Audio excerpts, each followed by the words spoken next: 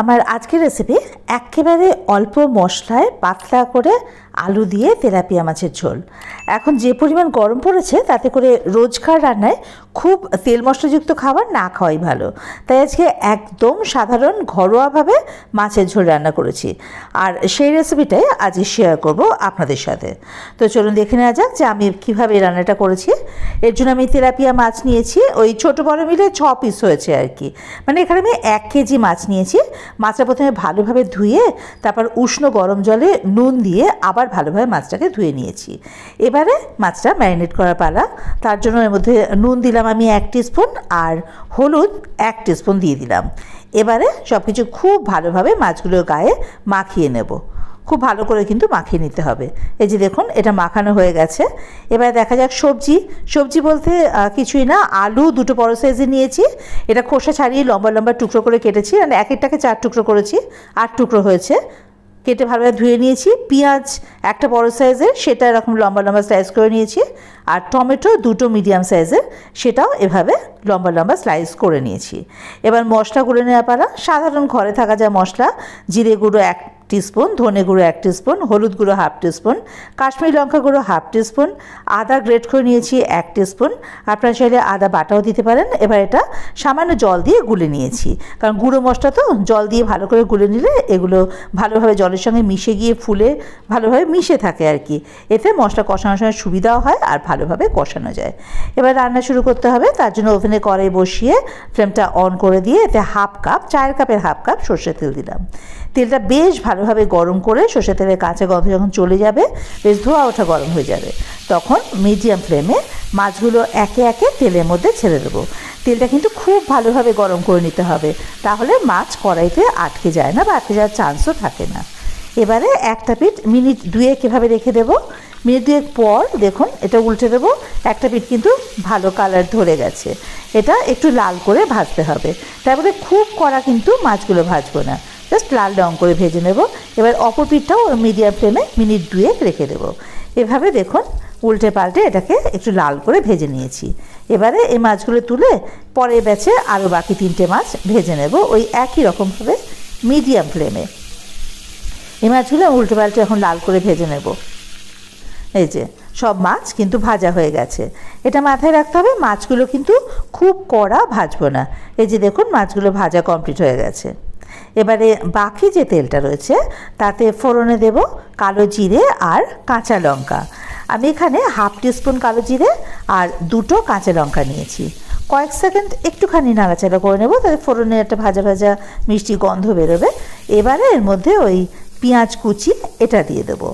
এটা কিন্তু হাই ফ্লেমে একটু নাড়াচাড়া করে ভেজে নেব, খুব বেশি লাল রং করব না, জাস্ট একটু পেঁয়াজের কালারটা হালকা হয়ে এসে হালকা গোলাপি রং ধরবে, ঠিক এই অবধি আর কি ভাজতে হবে। বলে না মিনিট খানেক বা মিনিট 2 একটু ভেজে নেব ওই হাই ফ্লেমেই। দেখুন পেঁয়াজটা কিন্তু ভাজা হয়ে গেছে, এরকম হবে পেঁয়াজ ভাজা, এর বেশি দরকার নেই। এবারে এর মধ্যে ওই কেটে রাখা আলুগুলো দিয়ে দেব। একই সঙ্গে টমেটো যেগুলো স্লাইস করে কেটে রেখেছিলাম সেগুলোও কিন্তু এর মধ্যে দিয়ে দেব। ফ্লেমটা হাইতেই থাকবে, হাই ফ্লেমে মিনিট খানেক এটাকে একটু ভালো করে ভেজে নেব। খুব বেশি ভাজার কিন্তু এগুলো দরকার নেই, মোটামুটি মিনিট খানেক ভাজলেই হবে। এবারে এর মধ্যে দিয়ে দেব স্বাদ মতো নুন। আমি এখানে 1 টিস্পুন নুন দিয়েছি। ব্যাস, আপনারা কিন্তু আপনাদের স্বাদ অনুযায়ী নুনটা দেবেন। এবারে আবারও নুনটা ভালোভাবে আরও 1 মিনিট মিশিয়ে নেব আলুটার সাথে, মানে মোটামুটি মিনিট 2 ভাজা হয়ে গেল। এবারে যে মশলাটা আমি ভিজিয়ে রেখেছিলাম ওটা আরেকবার গুলিয়ে এর মধ্যে দিয়ে দেবো, আর যে পাত্রটাতে মশলা রেখেছিলাম যে বাটিটায়, সেই বাটিটা ধুয়ে জল কিছুটা এর মধ্যে দিয়ে দেবো। এবারে এটাকে মিডিয়াম ফ্লেমে ভালোভাবে কষিয়ে নিতে হবে ঢাকা দিয়ে দিয়ে, তাতে আলুটাও নরম হয়ে যাবে। আমি এখানে কাশ্মীরি লঙ্কা গুঁড়ো দিয়েছি, তবে এটা কিন্তু দেওয়ার প্রয়োজন নেই, টমেটোতে কালার চলে আসবে। আমি জাস্ট এখানে দেখতে একটু ভালো লাগার জন্য ওই 1/2 টিস্পুন কাশ্মীরি লঙ্কার গুঁড়ো দিয়েছি। এটা কিন্তু দেওয়ার অতটা দরকার নেই, না দিলেও চলবে। তো ঢাকা দিয়ে রাখলাম, এটা মিনিট 12 কি 13 এটা ঢাকা দিয়ে রেখেছিলাম। মাঝে মাঝে অবশ্য ঢাকা খুলে এটাকে ভালোভাবে নেড়ে নিয়েছিলাম, কারণ ঢাকা দিয়ে দিয়ে আমি মশলাটা কষিয়ে নিয়েছি আলুর সাথে, তাতে আলুটাও সেদ্ধ হয়ে গেছে আর একটুখানি হয়তো বাকি আছে, 90% মতো আলু তো সেদ্ধ হয়ে গেছে। আর এই দেখুন মশলা খুব ভালোভাবে কষানো হয়ে গেছে, যার জন্য কড়াইতে আর লেগে যাচ্ছে না। অনায়াসে উঠে আসছে। এবারে এর মধ্যে ঝোলের জন্য বেশ কিছুটা পরিমাণ জল দিয়ে দেবো, কারণ আমি তো ঝোলটা পাতলা করব, তাই জন্য কিন্তু জলটা সেই পরিমাণ বুঝে দেবো। আপনারা যে যেরকম ঝোল খান সেই অনুযায়ী জল দেবেন। তো এবার তো এটা ফুটে ওঠার অপেক্ষা। এই যে ঝোলটা ভালোভাবে ফুটে গেছে, এইবারে এর মধ্যে এই ভেজে রাখা মাছগুলো দিয়ে দেবো। আলু তো প্রায় সেদ্ধই হয়ে গেছে, আর মাছও মোটামুটি নরম মাছ, ভাজতে ভাজতেই কিছুটা সেদ্ধ হয়ে যায়। তো ফ্লেমটাকে এবারে মিডিয়ামে করে দিয়ে এটাকে ঢাকা দিয়ে রেখে দেবো মিনিট খানেক মতো, বেশি রাখার দরকার নেই, মিনিট খানেক ঢাকা দেওয়া থাক। এতে করে মাছগুলো একটু সেদ্ধ হয়ে যাবে একটা সাইড যেটা ঝোলের মধ্যে রয়েছে। মিনিট খানেক পর ঢাকাটা খুলে নিলাম। দেখুন কিছু কিছু মাছ রয়েছে যেটা ঝোলে পুরোপুরি ডোবেনি, এই যে ওপরের দিকে মাছগুলো দেখেছেন তো, এটার একটা সাইড ঝোলে গেছে আর কি। তাই জন্য এই মাছগুলোকে মিনিট খানেক পর আরেকবার একটু এভাবে করে উল্টে দেবো, যাতে করে এই মশলাগুলো ভালোভাবে মাছের মধ্যে চলে যায় আর কি। এভাবে উল্টে পাল্টে দেবো। এই যে এবার আবারও এটাকে ঢাকা দিয়ে রেখে দেবো ওই মিনিট খানেক কি মিনিট দুয়েক, বেশিক্ষণ ঢাকা দিয়ে রাখতে হবে না, তাহলে মাছ একেবারেই নরম হয়ে যায়, মানে মাছটাকে তোলা অসম্ভব, ভেঙে যাবে তখন। এই যে দেখুন মিনিট খানেক পর ঢাকাটা খুলে নিলাম। এবারে এর মধ্যে দিয়ে দেবো গরম মশলার গুঁড়ো। আমি 1/2 টিস্পুন গরম মশলার গুঁড়ো দিলাম, আর একটা কাঁচা লঙ্কা দিয়েছি। আপনারা আপনাদের স্বাদ অনুযায়ী কাঁচা লঙ্কা কিন্তু এখানে দিতে পারেন, আর এতে কাঁচা লঙ্কা ফ্লেভারটাও খুব ভালো আসে। আরও একটা জিনিস এখানে দিতে হবে, সেটা হচ্ছে ধনে পাতা। ধনে পাতাটা কিন্তু এখানে মাস্ট, এটা কিন্তু মানে যারা ভালোবাসেন সেটা কিন্তু এখানে দেখতেও তো ভালো লাগে, খেতেও ভীষণই ভালো লাগে। আমার কাছে ছিল না তাই আমি দিতে পারিনি। এবারে ফ্লেমটা অফ করে ঢাকা দিয়ে রাখলাম মিনিট দুয়েক, স্ট্যান্ডিং টাইম।